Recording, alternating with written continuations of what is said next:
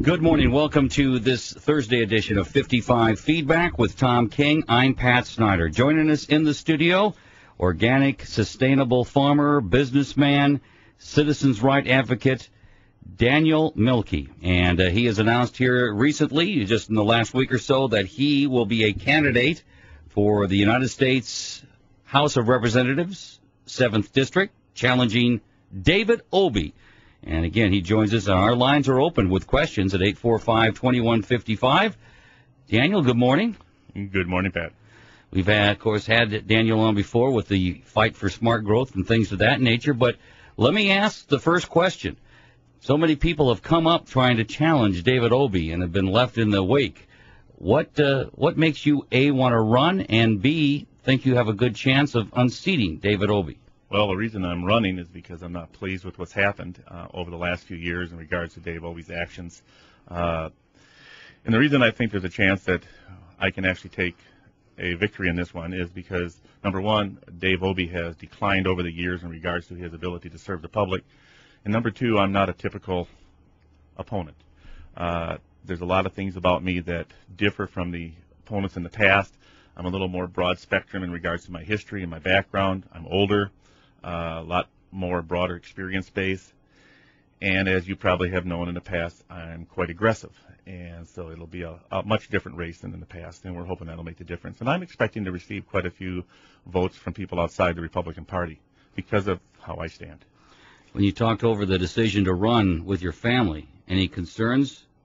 There's always concerns. You know, the frustration is there's a lot of pressure when you're running to just keep moving, and it's hard for the whole family. And keep in mind, I'm still running my businesses, and I was out last night till late cooking down maple sap and gathering sap for the maple trees, and greenhouses are full of plants, and I've got to juggle all that, and so it requires a lot of help and a lot of patience from the family, especially when the phone calls come in on a round-the-clock basis. Especially in a district as large as the 7th. I mean, a lot of travel involved in taking on something like this, right? Well, look at the bright side. I'll be able to lose some weight.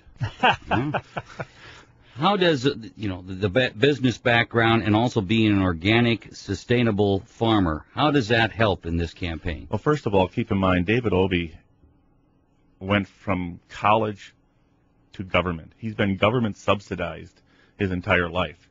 The man has no experience whatsoever in the real world, other than working a summer job or two to try to pay his tuition in the mill or doing carpet laying or something of that nature during the summer. But he has no on-the-job training. He has no experience in dealing with the budget. He's government subsidized. Now, how does he relate to us? I think that's where the major benefits are. And then in the business realm, I've seen a lot of what's happening. I know what government does when it intervenes and burdens down businesses, and I know what's happening to our economy. And I think that's something that's going to give me that edge. I know that he put out a book this last year. I haven't read it yet. Tom, I don't know if you got it all the way through it, but was it called Raising Hell for Justice? I've got an autographed copy. You have an autographed copy? Yes, sir. Ooh, so did he know he was autographing his future opponent, or? Well, I doubt that. Okay, all right. But in any case, a lot of folks thinking, oh, here's a guy that's fighting for us, the everyday person. He's getting into that Washington bureaucracy, and he's not taking anything. He's fighting for us, the little guy out here. Well, David has been in Washington for 38 years. That's 38 years of laying down with the dogs. You can't lay down with the dogs that long without getting fleas. He will say that that experience is necessary to break through the quagmire in Washington, and that is in his favor that he has that much experience. Well, the question is after 38 years, are you able to break through, or are you the quagmire? And I think the case is when you've been rubbing shoulders with lobbyists and taking money for 38 years on an average of about $1 million to $1.5 million a year, it's kind of hard not to be indebted to them. When you've learned that these people now have become your friends and buddies in Congress, is it really that easy for you to go against the grain? It's difficult. I don't think anybody should be in office that long. The president's not allowed to be in office more than 8 years. 38 years is a long time. Very long time. Talking again with Daniel Mielke. He is challenging David Obey for his seat in the United States House of Representatives, which will be coming up this November. And Speaking of money, where does how are you going to fund this effort? Because let's face it, it's expensive to run for any seat, especially a federal seat. Well, Tom, I was hoping you'd give me a contribution. I got about 75 cents in my pocket. That'll help. I'll take it. I'll take it on the way out. Appreciate that. And remember, you committed. I want that in my hands before this is over. All right. That is the key. Is the citizens need to step forward and help. It's a difficult job to run a race. It's a difficult job to finance a race, and we need help. Keep in mind, David Obey is known as one of the most powerful men in Congress. The 7th District, then, is the most powerful district in the nation. We have the ability to make a change in government for the better. And I think that's an important responsibility. It's an important opportunity for the 7th District. And I believe there's enough people in here that are conscientious enough to want to see our country stable and sustainable again that are willing to come through and contribute. It's April 3rd. Do you feel you're starting this whole campaign too early to keep people either interested or remembering this when October rolls around? This is the presidential year. September, October, November, there's going to be a lot of media out there in regards to candidates and running for office. And I'm afraid we're going to get lost in the shuffle there. I believe now is the time to get out and get the points across when the opportunity is a little more open and people are able to consider what's going on.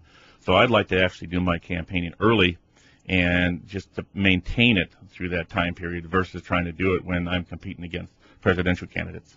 845-2155, the number if you have questions for Dan. Let's go back to what Tom had said earlier about the 38 years, and people, when they go to the poll, they think, well, that's experience. There's experience there, and if they come up to the voting, well, this guy's got experience, he's been there that long. You hate to see that experience go. For some reason, a newcomer wouldn't bring experience. I find it interesting that we sit in local politics and we talk about the good old boy network, which usually consists of people that have been in government way too long, and then turn around and think that that process does not happen in Washington as well.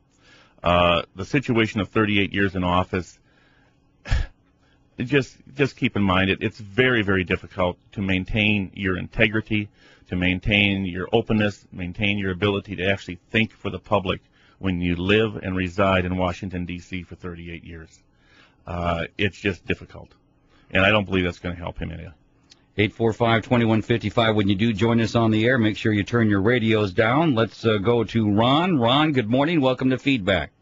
Hi, I've got a couple of comments and then possibly a question. First comment is that is for the guest. Number one, you have a reputation of being pristinely honest. I am from the Stevens Point area, and I've heard many people, not just one or two, but many have talked about the honesty that you have. So my question is, number one, how do you think that's going to fare against the political machine that's out there?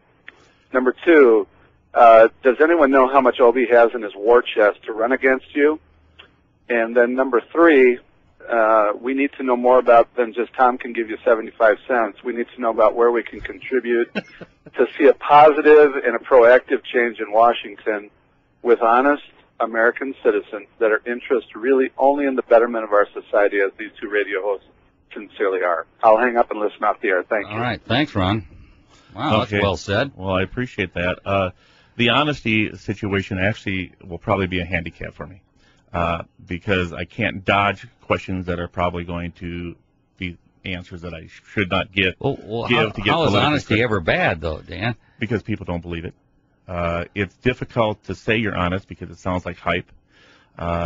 And it's hard for people to accept that in the day that we're in. But I guess the answer is, if there isn't honesty, then I don't need to be here. We've got enough of the other kind in Congress. My goal is to try to see a way to help this nation. My goal is to try to break that bridge between all the different parties and work together for the good of this nation. And we have to be honest and open on that. However, keep in mind, people don't necessarily like things said the way that is honest. They like to hear things a little more picturesque and a little better. And that'll probably be a problem that I have to deal with, but it's a problem I've dealt with all my life, and I'm looking forward to bring that aspect into the political realm.